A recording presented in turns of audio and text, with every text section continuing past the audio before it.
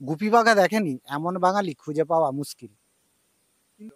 কিন্তু জানেন কি, গাধার পিঠে চেড়ে যখন গুপিকে দেশ ছাড়া করছিল রাজা, সেই রাজবাড়ির শুটিংটা কোথায় হয়েছিল?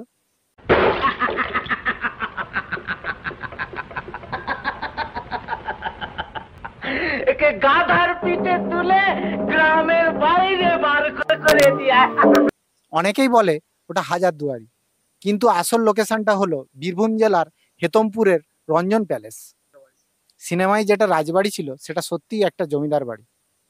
শোনা যায় এর দরজা জানলার সংখ্যা 999টা, একটা কম, যাতে মুর্শিদাবাদের হাজারদুয়ারির সম্মান অক্ষুণ্ণ থাকে।